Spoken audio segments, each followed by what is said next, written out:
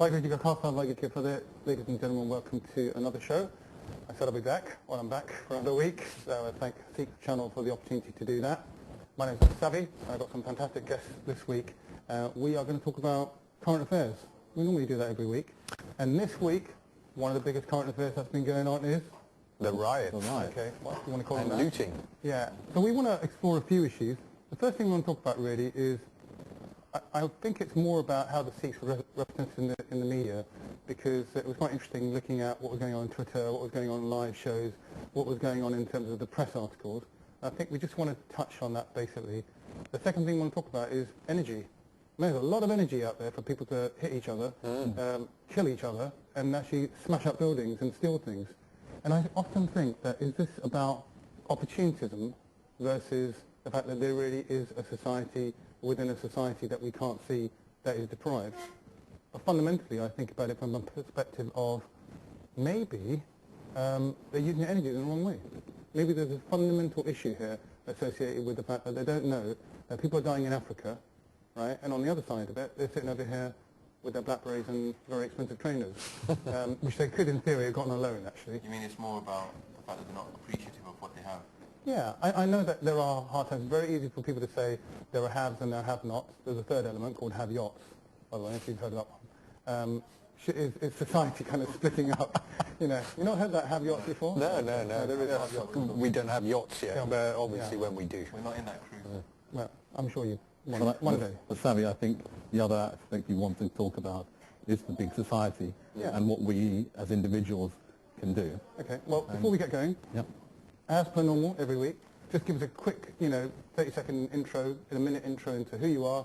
And, I mean, the great thing is I know you all, which is brilliant, and we know each other recently because we did the Birmingham on the cycle rides. We did that, so that was quite fun. And I think it'd be good to introduce yourselves to the whole wide world. No pressure. My name's Mukesh. I'm currently the Rotary District Governor for District 1140, which covers an area down to Odium, across to Croydon, as far north as Kew Gardens, and down south as Banstead. We're a service organisation. We're the leading service organisation. And across the world, we're represented in 200 countries, and there are 1.2 million members. So pretty impressive figures on what we do as a service organisation. And in fact, the projects in the UK, projects in projects all over the world. And you went to India recently, didn't you? I went in February to India to do a polio immunisation programme, and I went with 100 other Rotarians from France, from Australia, from Canada, from the US, and 14 young people from Iceland. Right. And one of the Rotractors, one of the young people, they brought their grandmother with them. Very good. Not because she was going to be protecting her, but the grandmother said, I'd like to go with you and actually go and actually do something. That's very nice. Yeah. So that's me. Okay, that's excellent. Well, thank you for that. Okay, we'll come back to you. Capri, you were on last week. Yeah, welcome back. Back here again. In your other suit this time. Ooh, we only don't mention the brands. No. No brands mentioned. No brands mentioned. No free advertising here. So it's Gurpreet Singh again, and I'm one of the committee members at Central Gurdwara Khalsa Jatha, London, the oldest Sikh Gurdwara in Europe. And I also work as a project manager in the telecommunications industry. Brilliant stuff. And also the other thing is, not a lot of people know, you did a lot of law, didn't you? You want the whole world to know that you are... No, you did law, didn't you? Yeah, you start getting people phoning you up and asking for all various bits of legal advice. Every letter costs £100, mate, you're fine. You're fine, Should we mention that we've known Savi for a few years? Yes, don't tell people how many, please. Yeah, because if we tell him, then they'll work out how old he is. Yes, he's not 21. Yeah. We're about the same age. You tell us all about SaviSeeks thing, and like I said, we did some stuff recently, and we did the Birmingham to London ride. That was quite good fun. And I'm not part of any committee or any group. I work as a recruiter. Okay. He is a good sevadar at the Central Gurdwara. He's always coming and helping out.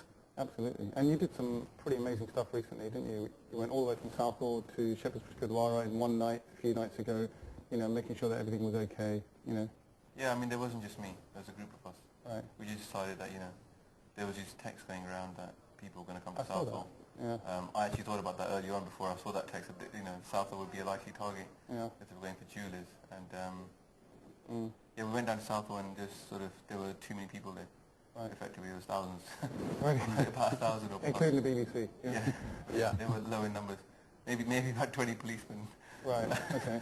If you're lucky. And we just felt that there was no need for more people to be there at that time. Okay. And then Gurpreet You had a bit of put an... on Facebook. I we knew saw we a were gonna be Facebook Southall. statement, didn't I? Something about... More people to come to South Yeah, Shepherd's Bush, so absolutely. so as a group we went down. You rose to the occasion and went down there. Well, see, the interesting thing here is that you could say the yobbos and thugs were using social networking to get organised, but so were we to counteract them. Okay. So We should have actually been more media savvy, though, to be honest. Yeah. There's loads of things that we didn't really use that could have been better. I mean, our message to South wasn't well organised. Well, I don't know. In Hounslow, the local authority actually put up a notice up on Facebook asking residents to stay in. The police were out doing what they were supposed to do, and even this evening on our way to the studio, Savi and I went through Hounslow High Street, and the police were out in force at the bus garage in the High Street, making sure things are in a fit manner. But the whole point about the social media is that the local authority were doing it. I know that many of my friends were also being prepared that night as well, because most of us were concerned, as we live in the London area, was that it had reached Ealing, Southall wasn't very far away, Hounslow wasn't very far away, and most of us were trying to think about how do we protect ourselves in case things went wrong. But what I meant was, just so I can clarify, because it can be taken the wrong way, but what I meant by media savvy was perhaps a bit more to do with the fact that there's things like WhatsApp messages and instant messaging, which is very similar to BBM, which we could have used a bit more to organise ourselves in Southall, for example, where you had maybe about 1,000 people roaming around with no clear leadership. Okay. And that was one of the things that I felt could have been better organised, i.e. put people on a messaging service where they could sign their email address or their phone number up to it, and it's instant. It's not like Facebook where you have to get an update on your phone. Right, exactly. It just automatically updates you. So what I mean about being cutting edge, I mean bleeding edge, not just cutting edge. No. I think Facebook I think is pretty good, but I think we could be better organised, especially if you're looking at things like what happened on, the idea of being organised for a potential situation anywhere over a large area where there's not very good, already set up communication networks. This does beg the question of whether, I mean, you go to Mandir. I go to the Mandir, I go to the mosque, and I go to the Gurdwara on Fridays. And you go to them all. Yeah. Well, I do because I'm involved with the interfaith community. Yeah, absolutely, yeah. But the point I was going to put across to your friend over here was that I can only say about what Hounslow and Hillingdon have been doing. Right, sure. Is that they have various disaster recovery plans and business continuity plans, this is what I was which going is to point saying out. that They may have it from a council perspective, but do we have it from a community perspective? No, but in terms of what I was trying to get at is that within the local authority they have these processes in place which, if there was a disaster, say the obvious one of an aeroplane coming down around the Heathrow area, they have connections with all the faith groups. I know that because I'm a member of the faith group, Hounslow Friends of Faith, and we've been actively involved with Hounslow on making sure that we can support them if there is a need. I wonder, because I don't want to bring any contentious things. I think if I raise a point, it's about opportunity. It's not about criticism, right? It's good they got the connections, but we live in a world right now which has got a lot more social media, which has got, Twitter, it's got Facebook, it's got all the other great things. It's got blogging, it's got websites. So, are those up to date with those guys? The guys that you know in those interfaith groups, are they up to date in terms I can't say about the faith groups, but what I can say is in terms of London Borough of Hounslow, and having been really surprised as I'm connected onto Facebook with London Borough of Hounslow, is that they put a notice out with a message requesting residents to actually stay indoors and allow the police to do their job, which was quite different from what was being done by other areas. No, I agree with you, and I think that's a good thing, and let's register as part of that point, because I do think it's good that they've done that, and maybe not all councils did that, but it's good to credit to Hounslow that they did that. If the people in Birmingham did that, that's whatever. We're not here to... We can't answer for them because... We can't answer for them, but what we can say is there's a possible missed opportunity, right, for us to get those communities to work close, meaning those councils. If you say that they're already doing it on the interfaith side, well, I didn't know about it, right, and maybe I should have been looking, but because technology is moving faster than we can think, those thugs or those individuals were able to connect with each other, and they were able to flash mob, if you know what that means, is that they assemble a whole bunch of people in a location to do what they wanted to do and move from one location to another. Was that flash mobbing? Flash mob Yeah, is more yeah. to do with that. So why? So do we have enough Breakout dancing instead. technology today to be able to have the Gurdwaras? First, I absolutely agree. It's nicked my point about disaster recovery. Well, no, That's exactly right. I'm going to I say do something. think the disaster recovery thing is good. All I'm saying is, are we up to date? Are those Gurdwaras up to date? Are the Mandirs up to date? I think are the there is mosques a, up to date I think to have there is those a connections? generation gap also, because Right. many of our leaders Right. are Yeah. the same people who came here in the 60s. Right. They're still in the various hot seats. Right. They don't necessarily, and I'll give a personal opinion, they don't necessarily know how to use that technology. Okay. Right. There's an There are many opportunity there. people in this, perhaps in this room, in the studio now, Right. and younger than us, Right. who use this as an everyday Okay. resource. Yeah. Now, if we could mobilize those people, those are the ones who are going to help our seniors Oh, and our absolutely. elders in our... So when we say that there's a, you know, the fact that it could have been better organised is actually a fundamental point. What, you can't hear me? Sorry? Just carry on, Savi. I don't know. I mean, the point is, are the leaders It's good leaders? to be interrupted by a cameraman, Right. isn't it? You're in the mid-flow and you get a are those cameraman saying people- something in your face, you know. Are those people who are leaders? Yeah. Are they actually leaders? Or Well- are they just people who are in positions of Yeah. responsibility but not necessarily leading? Which is how I see them. I think it's a lot less than they are in positions of responsibility, as they're in positions of power, where they are in positions that they've got power, yet they don't even know how to use I it. think It's an interesting there is analysis a there. genuinity about the fact that they want to be in those positions and they do a lot of stuff. And I'll give you an example, and I won't mention who they were, but I had a discussion once with the fact, we need to, is there an issue with sound here? Because, you know, double check? Is there? No, issue with fine, sound? Savi. Just carry on. All right, okay, thank you. You're in charge. I know I'm in charge, but if no one can hear me, We've got leadership here. yes, leadership. We need to make a decision. Can you hear me or can you not hear me? World out there. No, I think that I had a situation where I had suggested to one member of a committee in a Gurdwara that they were going to do some sponsored activity, and they could have actually done some contribution to a charity. And they said, well, no, we're going to give it to this charity, and they give money to the charity anyway as a check. And so it's very easy for us to be critical to say, you don't do this, you don't do that, because we're not in that committee. You're in the committee. If there's a disaster tomorrow, you might give a contribution. Let's return to the main point here. The main point here is about the fact that there's a disconnect between the fact that there could be a disaster, whether it be a riot, or whether it mean the mobilization of people to help each other, like, for example, Sikhs protecting the mosque when the Muslims were praying, which happened, right? So there's a mobilization issue. Secondly, there's a disconnect between the fact that those people in the council, maybe they need to connect with those people, the younger people, the technology, so that if there ever is a problem, the Gurdwaras are not at risk, or the Well, I mosques think or that's more to do with representation, Savi. Right. The fact is that the communication is done at a high level. Right. What needs to be done is to make sure that at our gurdwaras, at our mandirs, at our mosques, Right. that they actually volunteer the people. So what is the point about the fact So he, that, like are, him, but are those people if he was connected? at the gurdwara, But are those people who are in charge of the Gurdwaras and the different places, are they connected enough technology-wise as well as... well, I think the question is more of a case of the fact that we've got people Right. who are able, willing to do it. It's more of a question that when the local authorities approach the various faith groups, Right. they actually need representation Okay. from people who actually understand it. Okay. So getting that's one of very idealistic view. someone of my, and I don't want to upset my dad because he might be watching, Right. but if someone of my dad's generation was to actually go along, he could probably use most of this stuff, but Right. actually making it all happen, Right. we're probably going to need someone of your particular generation, Yeah, I think- right? And we're in between. But I think because- there's two Can I things address there. that One is point? that they're willing It's to quite- listen it's a point to... quite important to me. Yeah. Can I just- Yeah. See this idea of getting the youth involved, yeah? Right. It's anathema to the people that are actually in charge of the Gurdwaras. Reason being, most of them quite actively try to dissuade people from getting into positions of power because immediately they're a threat to them. I mean, the people that go into Gurdwara committees, the question we have to ask them, and I always ask myself, is this person here to do lead the bunt forward? Most of the time, they won't be the person who'll be standing on top of the stage doing Gurjar. Most of the time, they won't be the person who will stop you and explain to you Katha about Guruji.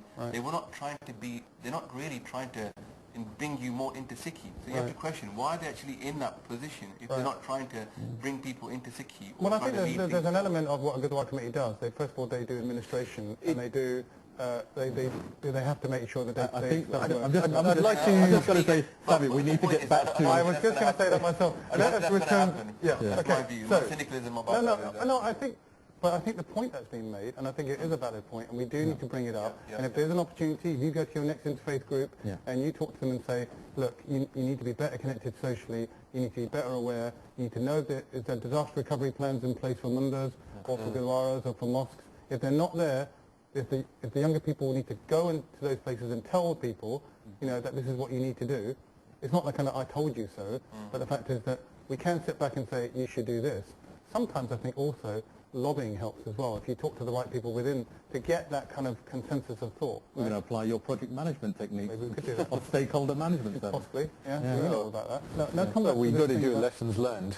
lessons learned. It's too late by then. Lessons learned. No, but the issue is, could it happen again? And if it happens again, and I think your point is fundamental. That's one of my biggest concerns. Where is the disaster recovery or the planning or the mobilisation? Because if they can mobilise themselves tomorrow, how do we mobilise ourselves better as well? But Savi, see, the point is, it comes down to what type of disaster are you looking at. I had one Sangat member approach me at the Gurdwara, and she was very legitimately concerned that if government failed one day, would the Gurdwara be there in place and ready and able to support Sikhs? If all systems failed, what if you could pick up your phone and it didn't work? There was no Twitter, there was no social media, and there was obviously there's going to be rioting and looting. What would be the Gurdwara's role then? Would the Gurdwara be there for its Sangat? Can Sangat gather there and know they will be safe?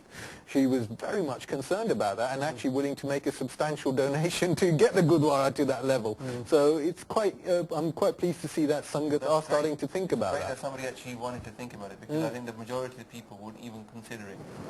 The actual exercise of having a discussion, a planning committee to actually just think about it. Get it on the agenda. Yeah, exactly. Just that exercise of thought actually is a great thing, because once you get, it's like people that train for something, you know, they mentally train for it in their heart, in their head, they go through it. And they know that actually happen. And they actually, you know, if you work in the city, often you will hear like, oh, today there's a planning exercise going on, where they're going to pretend that nuclear device has gone off, and people have to be followed through. And actually, this is all part of training. And when I was in the army, it was a very similar thing. You didn't expect to go to war, but you train. And I don't think that people in the Gurdwara committee actually understand that they are supposed to think about this, let alone that they would even try. You know, is that they haven't actually thought about the idea that... Like I said, the only person that works in the Gurdwara committee is... I'm not saying I'll blame Gurpreet here, but I think that, you know, Gurpreet did a great job, and he was one of the people that asked people to come over on Facebook and say, come to Gurdwara, come to Shepherd's Bush. When we went there, you know, they all had provisions. They had food, they had tea on the go, people could feel kind of... So let's move the subject on, right? Because I do want to touch on two more things before we head off on another 20 minutes or so. The three things that we wanted to talk about today were, the first thing we've already addressed, I think, more about, you know, it's great that those communities came out. Now, it's good that they were protecting each other. What do you think the perception was at the end of the day in the general media about who Sikhs are? The Guardian, there were lots of reports. There was a report in the Telegraph. There was a mention of a Twitter feed that exploded into 4,000 people that were following that particular reporter. There was another channel that were driving around and showing live transmissions, which other satellite channels picked up on. Yeah, whatever. You know, and good luck to them, all the other people that are helping out and helping the police. Yeah. What do you think the impression was of communities? Did you think that communities were helping each other? Did you see the single mothers come out from the estates and say, I want to protect my neighbourhood? Did you see the Muslims gathering over in Birmingham saying this is terrible? Did you see the Sikhs standing outside the Gurdwara?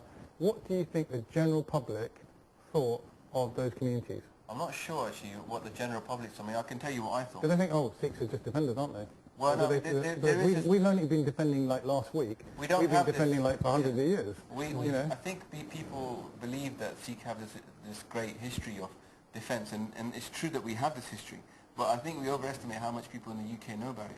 I also the vast majority of people don't. And I think it's one of those things that we're trying always to plug that message. We're not very successful at it so far. However, I think in the last week, it's the first time this was, you know, broadcast on media, people having a discussion about Sikhs being armed. Mentioned in question time. But I think you may have taken it a different perception, because there is a whole generation or two generations of people who actually appreciate that the history of the Sikh faith and how it came about, and also the sort of internal view, the fact that they are people who will actually defend their rights. They will also defend other people. many people don't realise how much effort the Sikh regiments put in during the First World War, during the Second World War, but many of the generations do. You may not realise that. The new generation may not do, but the older generation do. But when it came up on the TV... I'll give you my personal example. When I was in the army, not one of the soldiers, or very few of the young officers knew about this.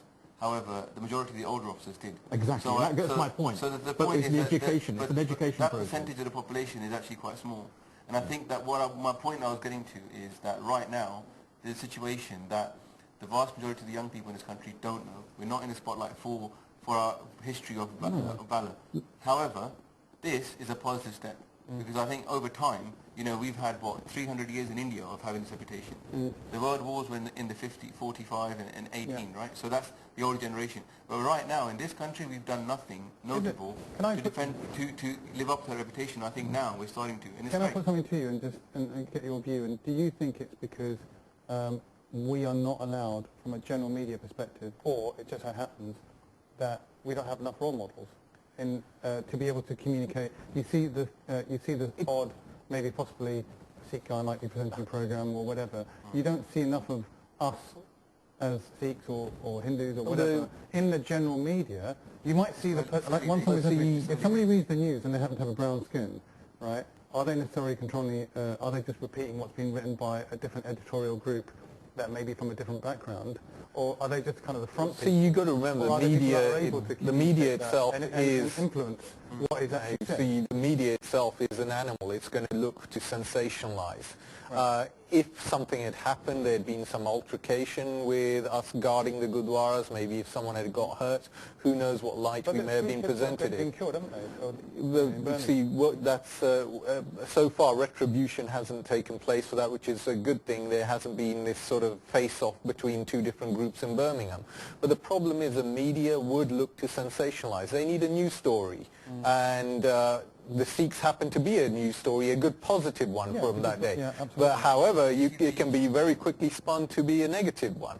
Did you see the YouTube clip of the guys in Birmingham? It was on the Guardian website. Right. They had a discussion. There were Singhs and Muslims that were gathered. They had a candlelight vigil. They all gathered to discuss whether they should go on a march or not. And actually they decided not to. But the coverage by the Guardian was excellent. Really good. But the coverage also the coverage by the BBC at the hospital after the incident of the 3 young boys being killed was also a joint thing where faith groups from all areas came along to support. And the father was there saying, look... The father was brilliant. The father actually was one of the people who actually said, just recognise that I've lost my son. He was very inspirational. And he's actually saying, just let's calm down. I mean, my opinion on the way we came across in the media was we could have done better. We could have been more media savvy. Keep mentioning my name. But what I mean by that is, the media works in a particular way. Right. It works on sound bites, for example. All politicians, you get your 30-second sound bite. The politician, before they go into an interview, will always prepare 2 or 3 sound bites. They'll be briefed to go and deliver those and stick to them and repeat them, so that at some point they'll be forced. If you talk for 20 minutes, they can easily just edit out the bit that they want. If you keep on repeating the same soundbite again and again, at some point it's going to drop into the news, and that's what they want to happen. So the soundbites are key. I don't think the people that I saw on TV, it's a couple of people that interviewed on various different programs, I didn't see any notable, catchy soundbites that they could have plugged in. Now, there was one guy that was repeatedly shown, wasn't there, who said that Sikhs should be killed. Oh, no, that the people should be killed if they come to Gurdwara. Is that the one you... No, not that one. I don't think I ever saw that one. I don't There was Radio 4. That was Radio 4. No, this was a TV thing and it was good. He was good. He was saying, I think Dr Savi was on, I think Sohi was on, I think... the Jeet Singh, you mean? Was that on the One show? This was, it might have been actually in a news, like London News or something, one of the BBC, London Tonight or whatever. And I think he was there just saying, we're trying to help communities out. And that was a really good positive message, and that was on a loop. That was on the 6 o'clock news, that was on the 9 o'clock news, it was at 10:30 at night on Newsnight. I was thinking more about quotes like, we're not here break the law, we're here to defend the law. That would have been, just something which was a bit more catchy, that kind of captured the spirit of the day. Again, it comes back to, are you prepared? You're not prepared for that on the day. You're there to defend. You're worried that are you going to be attacked by 200 hoodies. You're not worrying about a nice soundbite for the media. At the time we were all really worried that the country was disintegrating. The people that go on these shows, they're not people that are just standing on the street. Majority of them are in a committee with the initial media training. I mean, every single person. For example, in the British Army, when they talk about things that are going on the news program, you can often get interviewed for just oddly, and everybody got media training. Absolutely. It's not that hard. It takes a half today day. You have professional I'm certain that whether you're wherever you are, whichever organisation, or whether it's a social organisation or a faith organisation, you have the skill sets within the team.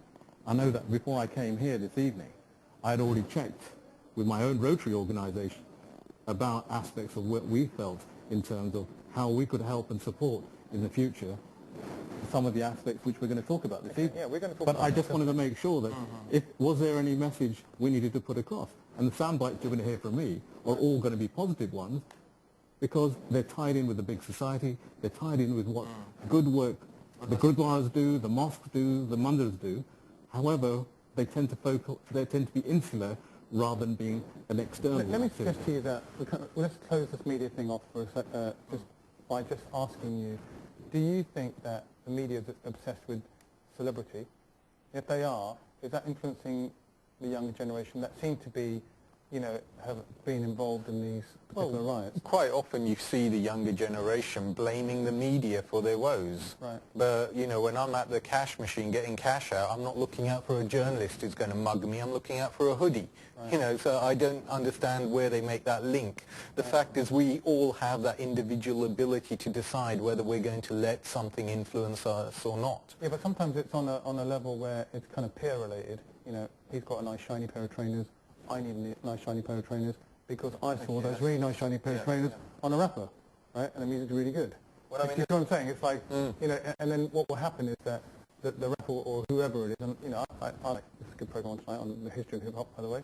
But there's always great music out there, but there's influence as well. And if there's too much obsession about particular cultural elements, and not enough discussion or communication about what is happening in the real world. And I really want to bring this on to all the great work that groups like Rotary are doing. And one of the things I thought about the next day after the riots took place, when the peak of it, which was like Monday, Tuesday, was here you had the channels communicating this is bad, oh, look at the fire, this is bad, and they weren't talking about the fact that in another part of the world you've got a kid who's just died. In another part of the world there's no water. In another part of the world, there's just some major issues going on, and here they are, people looting as opportunists.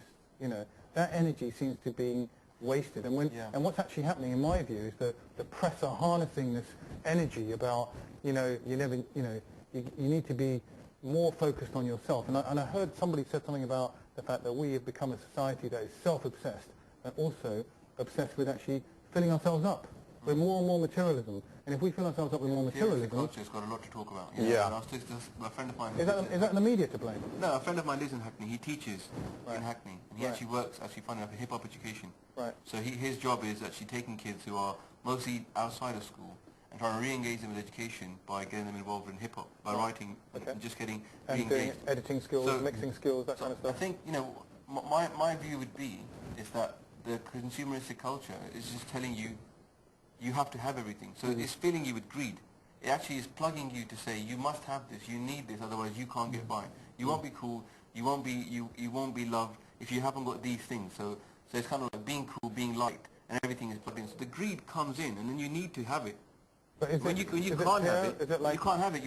There's a disconnect between what you're supposed to have and what you need to have. And then if I got shiny trainers, and the other guy's got shiny trainers, and the other person's got shiny trainers, do I need to buy shiny trainers as well? But is contentment ever taught? Yeah. That's a big question. Maharaj says, make pitta, santok your pitta, and make your gurmat your mata. Now, are we ever taught any contentment in society? I don't think anybody would ever tell you on the media, say, for example, even in the advert and newspaper, say, be content with what you have. But there's also a thing about this thing like true selflessness, that you don't expect anything in return. You do it because you feel that, in a way, you do feel good. That's the kind of thing you get back. You know, but should we be spreading the concept of Seva? Seva, exactly. Getting people, young people engaged, that if they get involved in Seva, suddenly they might even learn a skill and get engaged, get onto the ladder that they feel they're not on. They feel maybe that they're being left out by society, but maybe the gurdwaras, the mandirs and the mosques should be now looking at how can we engage young people. But isn't that the big society thing? That is a big society thing, and I'm just going to bring in the fact that you mentioned about the teacher in Hackney, your friend who's teaching hip-hop. Within society now, with all the various cutbacks and the way big society is being put across, there is no real funding. And if you're getting rid of the youth centres, you're getting rid of the community centres because there is no funding. What do the young have? The young can go, and this is a real opportunity where people within our faith groups, within our service organisations such as Rotary, can get in and actually help some of the young people. There is a little project which Rotary is involved with in the London area, well, it's in Surrey actually. It's called Wave Trust. And one of the things they try and do is actually look at the roots of violence. If you can actually understand the roots of violence and understand how people's perceptions and how they're going to get about making themselves better, then we can actually think about going forward. Now, this is actually a charitable organisation called Wave Trust, and it's really worth looking at amongst ourselves. And if you get an opportunity, go on the web and have a look. But in terms of funding, the big society, my own personal opinion is that my own organisation, which is Rotary, we've been doing the big society for over 100 years as a service organisation. If you think about organisations like the Scouts, they were there. When we were younger, our parents actively said, why don't you go and do something like that, join the Scouts, the Girl Guides, the Brownies, and then you had things like the RAF, they have their various Air Force Sea Cadets and stuff. Well, we're not getting that same support. Those organisations were there 15, 20 years ago. The size of them are shrinking because there isn't the funding to support it. If young people can't actually participate in things, how will they not? Your points are very important. I mean, a couple of days ago I was thinking, how will the world change in London because of these riots? Or just the UK? And one of the things that I believe passionately with, the government is extremely inefficient. It's extremely inefficient, and actually they don't think about how they should spend their money. Now when you talk about cutbacks, you're right. The wrong areas are being cut back. And the thing that I often question is, the money that's wasted. People don't think, okay, well, actually there's a great apathy within the civil service and the government itself for cutbacks. There's no desire for them because they don't see what impact it has in their life. But if they were to realise, actually, you take money away from something which is useless. You said they don't, I don't understand. You said they don't see it because they don't get cut back themselves? Well, no, they don't see the benefit of that cutback to themselves. Right. But this is because people don't see themselves as part of a big society. Whereas if you realise that actually, if we cut, any more stupid the NHS scheme for the computer system, which is a ridiculous system, the whole idea of the ID cards, which is now scrapped. They spend millions and millions on consultants and everything, and nobody actually cares that the money's being spent. And, well, people do, but the majority of people don't, that are actually within that environment. They don't realise that money could have been better used for something else. A great example is a drug war. In this country we spend so much money on fighting drugs, Well, guess what? It doesn't work, Everybody's got drugs whenever they want them. You can get drugs quicker now than you could whenever you wanted, and yet we're spending more and more money every year. There was a statistic, 99% of the drugs that are going from England to Scotland get through. So the money, millions we spend on fighting drugs to getting into Scotland, actually, we achieve 1%. So could that money not be used somewhere else? Well, in fact, I think the politicians are too scared to make decisions that sound a little bit more realistic and a little bit crazy because but as a community, I mean, looking at it from the perspective of, we live in a group, so for example, I mentioned the single mothers before, right? The single mothers came out from their estate and they said, we're not going to stand for this, we're not going to have this issue happening. So obviously there's a bit of energy there, there's a bit of they can get to a consensus, they can hopefully stamp out that they're even, their kids actually going down that route. But sometimes the forces are so dark you can't get to them because... Is that a stigma you're attaching to a single parent? No, I'm saying they've got really positive thoughts, I'm saying they've got a positive thought that they're not going to say... There was two great stories. A mother shot her daughter, who was actually an Olympic hopeful. Right. She was 16 and she saw her on TV. Right. And she phoned the police and said, no, that was my daughter there. Another 15-year-old kid was taken to the police station by his mother. I mean, I think parents have that idea. This is wrong. Responsibility. Yeah. What I'm saying is that as a community within their, maybe where they live together, or the fact that you've got an initiative. We have initiatives which I'd like to try and... We really want you to talk about them. The initiatives I'm trying to put across is the fact that within our own organisation, we do community work, we do work with the schools, we work with the prisons, and we also deal with literacy and numeracy.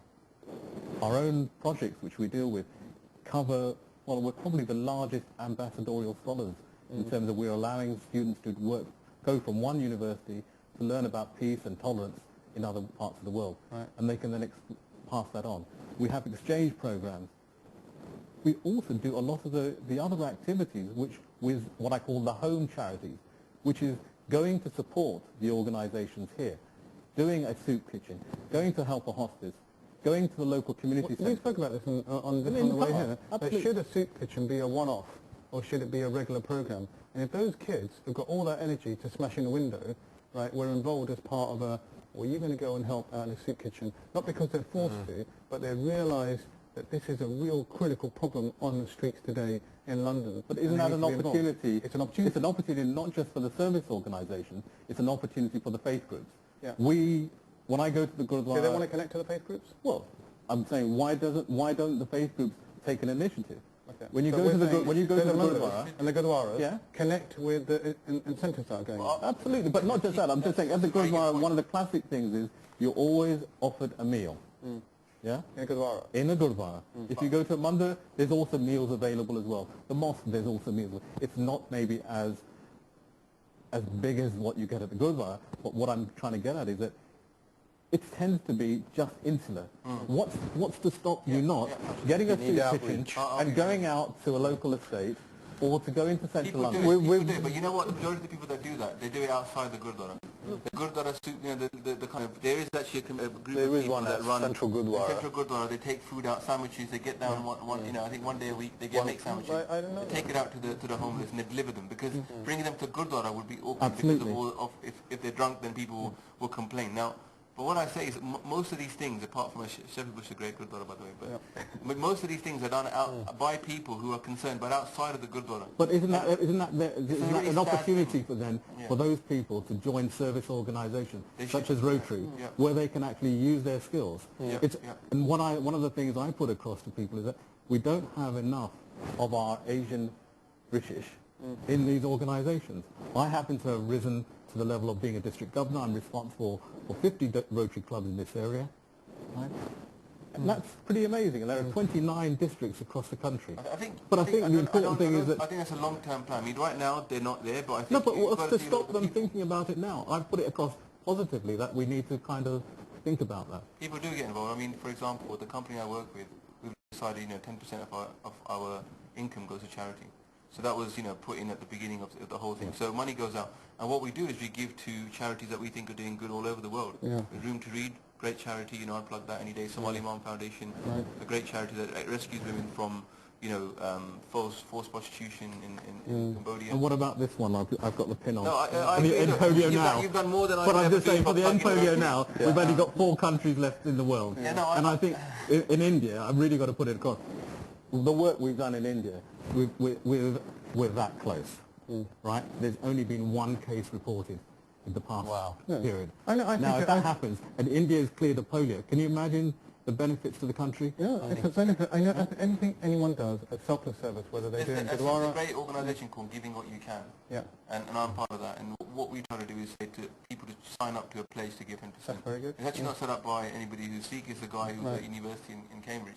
And this is givingwhatyoucan.org. And what we're trying to do is plug people. I don't know, I apologise for not plugging the Rotary Club. I don't know much about it. However... Well, I'm going to give you a business card, okay? We can do that at the end. They were involved. He was down in Southall all night, and he was hanging out and telling people. But I would say that on the idea of getting people using the energies for more positive things. I think that's a great thing. And getting the young people involved in their local community through project work is actually probably the best thing. But I would say that at the moment, you know, and this is the criticism, self-criticism, let's say, of Sikhs, is that we're not very relevant to the British society. Well, no, I don't think in India, I'd say that we understand the idea of being relevant to the society. I think you're underselling yourself. I think everyone I've met. The more critical you are of yourself, I've met, better. I've met more people who are. I've met more people who are philanthropists within our Asian communities. However, what they tend to be is insular to their own society. If they were, we're going to have to stop this there because maybe we need to have another conversation. Yeah, maybe we do it next time. Just on service organisation. Yeah, absolutely. But I want to thank each and every one of you for coming along. It's been a very healthy discussion. And I kind of, you know, we've almost gone like full circle from the way that we're perceived to the fact that we've got all these opportunities. We have opportunities to connect with regards to the Gurdwaras with groups for better disaster recovery or mobilization or more leadership. We have an opportunity to do great work with Rotary or any other society with initiatives that are already in place. We have some perception issues that I think that we can address, but we need better communication. I love the points about the sound bites and being better prepared for that. And I think ultimately, the big issue is like energy. That, hey, we got enough energy to come on this program and talk. Yes. You know, we can turn those words into motivation for people to do things.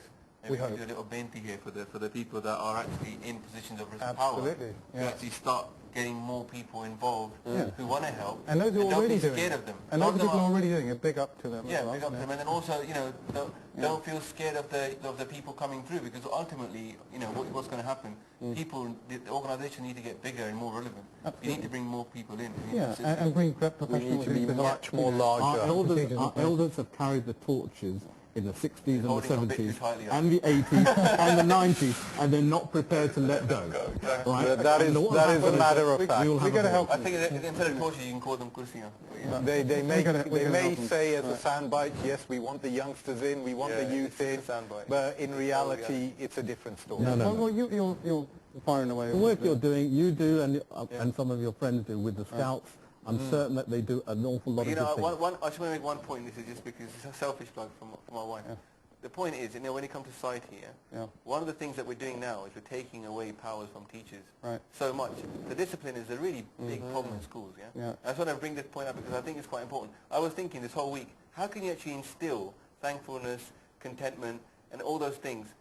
Kids spend most of their time in school, right? Teachers do but take that aside. Discipline is actually the first step to getting some of that. And you know that Savi's wife is a teacher, and my wife is a teacher. Well, so we're. But I think that we'll get all the teachers in there. My wife works at school. Okay, we got to go. I think time's up. So thanks very much for watching this time round. 45 minutes, man, it just flies by. How many hip hop references can we make? We'll probably do that next time around. But for real, we were trying to be for real. Thanks very much for tuning in this week. We'll have to see you again very soon. I hope maybe next week, given time, given the opportunity with Sikh channels come on. Why did you go Khalsa? Why did you keep it there?